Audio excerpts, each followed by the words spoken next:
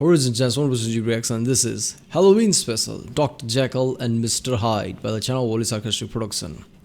Some monsters are undead creatures of the night. Some monsters are cosmic horror nightmare gods. Cthulhu. Some monsters are existential personification of dread and decay. But perhaps the greatest monster of all is man. Have a very spooky Halloween, and don't forget the explicit moral of Jekyll and Hyde that the greatest danger you'll ever face comes from wealthy middle-aged white men who get away with their crimes because society refuses to believe they would ever do such horrible things. Are we sure this was written in 1886? Alright. I heard of Dr. Jekyll and Mr. Hyde lots of time, people making references, but I have no idea what this story is about. So I guess this is gonna be a fun one for me. I'll learn things or two, I guess. This is the channel Sarcastic production. Remember people, if you like my reaction, don't forget to subscribe, check out the reaction day, there's a link in the description with all of my videos. Check out the cast, all the playlists, like OSP, reaction. Upload lots of videos in 24 hours. You might have missed some of the videos I uploaded from this channel. Check out the playlist, it's all there. Check out the playlist too, like Internet Historian, CGP Grey, History, Kazgazat in a nutshell. And yeah, let's do this one. I've noticed a bit of a theme in these Halloween episodes. Whenever I examine one of these cultural touchstones in the context of the impact they've had on the horror genre, it always seems like the actual core story is almost completely unrecognizable compared to their pop culture impact. Dracula's a grody old man with a very unsexy case of vampirism. Van Helsing's a total goofball. Frankenstein's monster is an articulate, scientifically minded genius. Lovecraft's iconic pantheon of brain-melting nightmare gods frequently take a backseat to his own racist neuroses. Victor Frankenstein's not even a doctor. It's ridiculous. Pop culture takes some names, some concepts, and some special effects and leaves behind everything that actually makes the story what it is. And that's not always a bad thing. But what about those horror icons, Dr. Jekyll and Mr. Hyde? Surely pop culture wouldn't lead us astray with something as simple as a split personality. Well, let's start with a little context. Like many horror stories of this era, the strange case of Dr. Jekyll and Mr. Hyde takes the audience through a slow buildup of increasingly mysterious and unsettling events until the big twist is finally revealed all at once in the end, explaining the true horror behind the mystery and tying the story together. This is unfortunate because thanks to pop culture osmosis, everybody knows the big twist. Jekyll and Hyde is straight up synonymous with split personalities these days, and every modern reader thus already knows what connects the respected Dr. Jekyll with the mysterious Mr. Hyde. But this foreknowledge is actually a little misleading, and the actual story is honestly much more interesting than one might expect from the pop culture impact. So let's take a look. Our POV character isn't the titular good doctor himself, and is instead a dude named Gabriel John Utterson, whose primary defining characteristic is that he is extremely boring. He likes taking weekly walks with his equally boring cousin, one Richard Enfield, and it's on one of these walks that Enfield breaks their comfortable miasma of boredom by recounting an interesting anecdote that happened at a nearby house. See, Enfield was walking home very late one night when he spotted two other pedestrians on a collision course, a little girl running and a man walking. The girl runs into the man, and the man bowls her over and keeps walking, prompting some very respectable outrage from Enfield. Enfield keeps the man from leaving the scene of the crime, and the girl's family pop out to see if she's okay, along with a local doctor. The girl's basically fine, just really freaked out, but the weird thing is that everyone at the scene reflexively hates the guy who ran her over. Like, obviously he's an asshole for trampling a little girl, but like, they really hate him. Guess he's just got one of those faces. Also, this charming gentleman is Mr. Hyde. I don't know why this is supposed to be a horror film, but it starts with such a comedy. I mean, who the fuck does that? I'm seriously. And the animations are so awesome. Look at that face. And they're like, what the fuck? They really hate him. Guess he's just got one of those faces. Also, this charming gentleman is Mr. Hyde, in case you haven't guessed. So while the ladies of the family barely resist the urge to go all Maynard on him, Enfield and the doctor carefully suggest that maybe Hyde can pay the family a healthy sum to forget this ever happened. He begrudgingly agrees and dips into the house, returning 10 minutes later with a check written and signed not by him, but by a very respected member of the community. Enfield is shocked to find the check is genuine and says he's worried that Mr. Hyde might be blackmailing this upstanding pillar of the community into paying to cover his crimes. Enfield also mentions that it's really weird because he could swear that Hyde had some kind of messed up quality to his appearance, like a deformity or something, but he can't pin down anything that was actually wrong. He can't even really remember what Hyde looks like. Guess Hyde is a proud citizen of the Uncanny Valley. Anyway, it turns out Utterson actually already knows which pillar of the community Hyde might be blackmailing because he's the lawyer in charge of the finances of one Dr. Jekyll, and Dr. Jekyll recently made Mr. Hyde his sole beneficiary in his will, and specified in it that if Dr. Jekyll disappeared under mysterious circumstances for more than 3 months, Mr. Hyde should be given all of his stuff, no question. Alright, I might be wrong about this, but isn't whenever the split personality is concerned, the person who has the split personality issues doesn't realize the person has split personality issues. I mean, they're oblivious to it, right? So, Dr. Jekyll, wrote his will and left it for Hyde, which is him basically. So he realized that he has this split personality. But I don't understand that. Why would he do that? I mean, it's a split personality. Leaving things for Hyde. If he dies, Hyde dies. So how is, I don't know. Questions asked. Utterson obviously finds this extremely suspicious and worries that Hyde is blackmailing Jekyll and is planning to kill him for his money. So Utterson decides to investigate what's up with Dr. Jekyll and starts with a mutual friend of theirs, one Dr. Lanyon, a very dapper and jovial gentleman who unfortunately says he hasn't been very close with Jekyll for close on 10 years, not since Jekyll started getting into dark science. So that's a dead end, and Utterson starts trying to look into Mr. Hyde instead, with the strange feeling that if he could just get a look at his face, everything would make sense. Utterson stakes out the house where Enfield saw Hyde, and eventually manages to catch him, but seeing his face does nothing to help, and he's just more confused. Cool. Utterson finally decides to just talk to Dr. Jekyll about it, but unfortunately he's not at home, so he talks to his servants instead, who mention that Jekyll gave them special orders to do whatever Mr. Hyde says and to give him the run of the place if he shows up. Utterson concludes that Mr. Hyde must have some serious dirt on Jekyll and is very worried about what that dastardly Mr. Hyde might do to him. But as luck would have it, Dr. Jekyll hosts a dinner party 2 weeks later, and we finally get to actually see our focal character. He's a very nice older man in his 50s. Utterson sticks around after dinner to have a little chat with him and expresses his concern. Wait, what the fuck? He has seen Hyde's face, and now he's talking to Jekyll. They're the same people. Split personality. So how is he not going, wait a minute, you're Hyde, right? Why isn't he going like that? What is this, man? Split personality doesn't change your face. Huh. Concerns about this Mr. Hyde, but Jekyll is very uncomfortable talking about him and tells Utterson that Hyde isn't a problem and he can get rid of him whenever he wants. So that's reassuring. The next thing that happens is a murder. A saintly older gentleman is out taking a walk late one night when he bumps into Mr. Hyde, asks him for directions, and is immediately murdered. A maid witnesses the murder and calls the cops, and upon investigation, Utterson realizes that the cane used to kill the old man belongs to Jekyll. I guess the girl, got off very easy, right? She was lucky because this guy just asked for an address and he got murdered. So see, the girl got pretty off easy, I guess. Dr. Jekyll. Investigating Hyde's personal address, they find some servants, some nice furniture, and the other half of the murder weapon. And when Utterson goes to check in on Jekyll, he finds the good doctor is almost hysterical, saying he's done with Hyde for good. He also gives Utterson a letter written by Hyde to Jekyll, apologizing for all the trouble and reassuring him that he has the perfect means of escape and will never bother him again. Utterson's reassured and tells Jekyll he really dodged a bullet because Hyde clearly intended to kill him. But that reassurance cracks a little when, on the way out, a servant tells him no messenger came by the house, so Hyde couldn't have had this letter delivered. Utterson is worried and has his clerk look over the letter, and coincidentally receives a letter from Jekyll inviting him. Alright, am I the only one who's getting creeped out by this? The music and the fact that even though they are the same people, because of split personality, people can't recognize that Jekyll and Hyde are the same people even though they see both of their faces. The confusion and everything is, I don't know, giving me this weird creeped out feeling about this. So music really adds to it, I guess.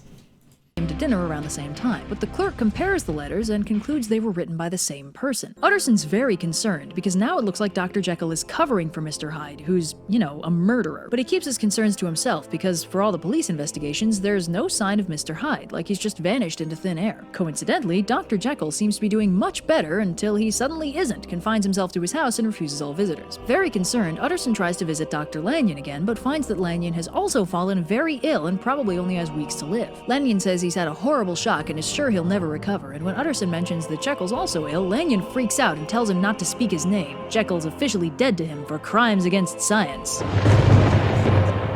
So Utterson sends a letter to Jekyll asking what happened and what's wrong, and Jekyll writes back to say he's sorry. I like how she's, taking the serious part of this, all the, thriller dialogues of this, and just making a joke out of it with that, blacked out eyes thing. sorry, his friendship with Lanyon can never be repaired, he needs to seclude himself for the rest of his life, it's entirely his own fault and everything sucks. Lanyon dies shortly thereafter, but leaves a sealed note for Utterson with the instructions that he should only open it if Jekyll dies or disappears. Utterson keeps trying to see Jekyll, and during one of his customary walks with Enfield, they pass by Jekyll's house and briefly chat with him through a window until Jekyll dips out mid-sentence and slams it shut. Things just keep getting more ominous and weird, and then one day, one of Jekyll's servants comes to Utterson's door, scared out of his mind. He says they've been terrified for over a week, and they think there might have been some foul play. The servant brings Utterson to Jekyll's estate, where he sees all of Jekyll's servants huddled in the entryway, really freaked out. The servant very quietly brings Utterson to Jekyll's lab, which is locked and barricaded from the inside. And when the servant calls in that Utterson is there to visit, the voice that tells him to go away isn't Jekyll, and it hasn't been Jekyll for 8 days. The servant privately tells Utterson that whoever's in the lab, they've had him running around town like a madman trying to get a very specific chemical salt that never seems to be the one he wants. They both agree that the voice inside the lab sounded like Mr. Hyde, and they decide to break down the door. As they batter down the door, Hyde pleads for mercy and then shoots himself just as they break in. They find him wearing Jekyll's clothes, but there's no sign of Jekyll himself. How mysterious. And they also find a note from Jekyll telling Utterson that he's revised his will to leave everything to Utterson, and also telling him to read Lanyon's note before Jekyll's note, and that together they'll explain everything. So Lanyon's note Alright, I'm gonna say one thing before, continuing. That this channel is so good. I mean, this is just a story, a book or whatever. She created all this animation, the way she's explaining things, the music. This is an animated video about some creepy book, but the way she's doing all these things is really making me feel creeped out. And I've noticed about this channel a lot, that it really brings out emotions. Man, that is surprising. This channel is so good, man. explains that he'd received an urgent letter from Jekyll directing him to break into his lab with his servant's help, retrieve a very specific drawer, and hand it off to a man who had come for it at midnight, that he can't explain why right now, but it's vitally important he do so, and if he wants, Jekyll can explain everything afterwards. Lanyon is very suspicious, but agrees, and examines the contents of the drawer after retrieving it. It's some chemical salts, a flask with a liquid in it, and a notebook with a list of dates and the occasional note like double or total failure. Lanyon concludes that one of Jekyll's mad science projects must have gone wrong, but he doesn't understand why this would possibly pose a danger to Jekyll's life, so while he plays along, he's still very suspicious. At midnight, a small creepy man he's never met comes for the drawer and mixes some stuff together, producing a color-changing concoction that looks and smells terrible. Then he asks if Lanyon really wants to know what's going on, warning that once he learns it, he won't be able to unlearn it. He's too curious at this point to say no, so the small man drinks the chemical, and lo and behold, he gruesomely transforms into none other than Dr. Jekyll. Lanyon is too busy describing how shocked and horrified he is to communicate what exactly Jekyll says when he explains how the potion works, but he's sure to note that Jekyll tells him his small, creepy alter ego was, of course, Mr. Hyde. So Utterson turns to Jekyll's notes, and we get a very interesting snapshot of the man behind the mad science. See, while pop culture loves the idea of Mr. Hyde as a kind of superpowered evil split personality, like the Hulk but short, the truth is actually more unsettling. Dr. Jekyll is rich, smart, cultured, healthy, and well-respected, but all his life he has struggled with nebulous and unspecified base urges. What exactly these base urges are is literally never described, but given Victorian standards of decency, it could be anything from cannibalizing orphans to doing drag. Let's not get too speculative here. What the fuck, Red? Damn. This is why some of our videos has that, link that if you want a PG kid-friendly version, click here. Cannibalizing orphans, damn. I mean, yeah, that kind of, makes sense. So, yeah, obviously, I was first like, okay, this is about split personality, what the hell? They've seen Jekyll's face, they've seen Hyde's face, why are they confused? But apparently there's a magic potion involved. Bottom line is that Jekyll has a part of himself that he's deeply ashamed of, and by the time he's made something of himself, he's gotten very used to burying these eccentricities under a thick blanket of shame. Victorians, am I right? Anyway, because of this, Jekyll starts dividing his perception of himself along strictly moral lines, seeing the good doctor and pillar of the community as his good side, and all those unspecified base urges as his evil side. And so he begins researching ways to make this split a little more literal. In the end, he comes up with a chemical concoction capable of transforming his body to reflect this other side of himself. It's really worth noting that Jekyll and Hyde are not two different people or personalities. Jekyll is the name he gives his good, socially acceptable qualities, while Hyde is the name he gives his evil, shameful ones. When he transforms his body, he doesn't change his mind, he just drops his inhibitions. Transformed into Mr. Hyde, he feels younger, freer. He even theorizes that his evil body is physically younger because he spent so little time being evil compared to being good, so the good Dr. Jekyll is pushing 50, but the evil Mr. Hyde is maybe in his 20s. Whatever, this thing is basically a magic potion anyway, let's not get all scientific here. So now that he doesn't have to keep up appearances all the time, Jekyll, as Hyde, So this is not your split personality thing, that it's a real psychological issues that some people have. I think, yeah, it's not a split personality necessarily. It's just that, he wants to do bad stuff, so he creates his different version of himself, and then he just lets go. You realize he's the one who's Jekyll, he's the one who's Hyde now, and he just wants to do bad stuff but doesn't want to ruin his image, so he just becomes somebody else to do all this shit. So people don't realize it's the Jekyll who's doing all these things. Damn. So I guess Hyde is what his true self is, while Jekyll is the one, I guess, he suppresses everything and just try to be pillar of community or something, even though in reality he's Hyde with all his bad side and shit. Goes out and does whatever he wants. Whatever that is. In essence, he's given himself a chemical secret identity. Feels like a domino mask could have had the same effect, but hey, I'm not the mad scientist here. Anyway, he sets up his secret identity, Hyde, with a swanky house and some servants, and modifies his will to guarantee he'll be in a good position even if something goes wrong. But something does go wrong. The more he indulges his unspecified base desires, the more he wants to. His impulses get nastier and nastier, and while he's still having a good time, things are getting riskier as his activities escalate. As Hyde, he does whatever he wants with impunity, and as Jekyll, he cleans up the mess and indulges in a cleansing dose of shame for his sins. Victorians, man. But he starts getting careless and dangerous. By indulging his every desire, he starts attracting attention. He narrowly escapes consequences when he tramples that child and takes some precautions to avoid having to attach Jekyll's name to Hyde's finances. And then one day he goes... Now I'm starting to think, when he trampled that kid, I think that wasn't just a thing like, well, they crossed their paths and he just did that. I think that's the specific thing he wanted to do that day. So he specifically went out to find someone who he can trample, saw the girl falling down, and he just trampled her and walked off. They call it a day, I guess.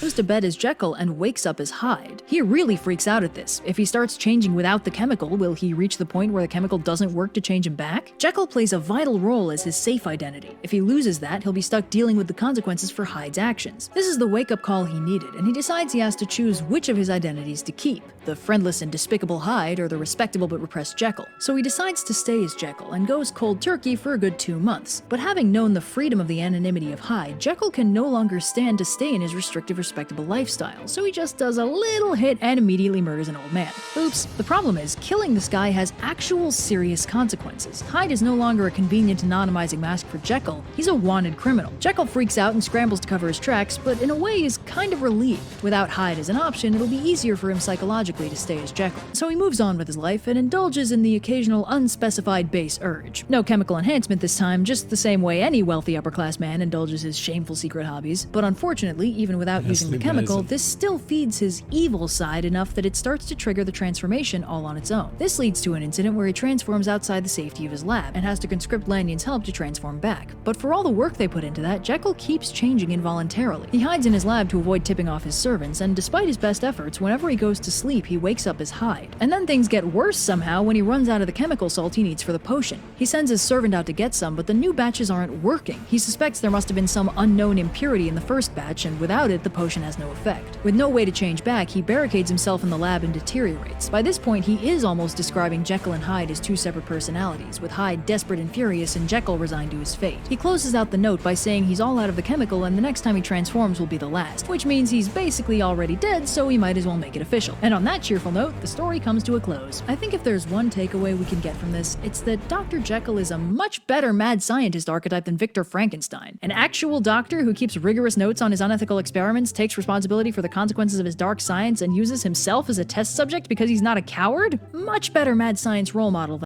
Yeah, but isn't he more darker in a way that he wants to do bad stuff and he also killed a person, I guess? a college dropout who ditched his first experiment for having the wrong eye color. No more Mr. Nice. Victor, and then my experiment worked, but it was really spooky and the eyes were all wrong, so I ran away and got sick for 3 months. Ah, okay. Yeah, I haven't reacted to that video. I think I'm gonna do it next time. Frankenstein one. Dr. Jekyll pouring an unknown chemical into a can of Red Bull and chugging. Unfortunate. Sky. No. Yeah, there you go. at first I was like, what the hell? I mean, the story is kind of lagging. I mean, there's a real plot hole or something like that. They saw that both of their faces, but obviously I didn't know that there's a magic potion involved. Obviously, from the get-go, she told us, because I think it's already known there's a split personalities involved. But at the time, obviously, people wouldn't know that. So this is really thrilling type of thing where people would know that Jekyll and Hyde is separate, is same people, not separate one. When you read it, you think they're separate. Then in the end, you'd surprise. Wait a minute, this is split. So this is in a way a good book or whatever. Now, since we know it's a split personalities involved, it's not that surprising. But still, the way she made this video, it was really creepy. The music and everything. But the start, the Hyde basically stomping on that girl and the reaction on that girl's face was just hilarious. So that was awesome. Alright people, if you like my reaction, don't forget to subscribe, check out the reaction, this is a link in the season, check out the cards, playlist, check out the end cards, and I'll see you next time.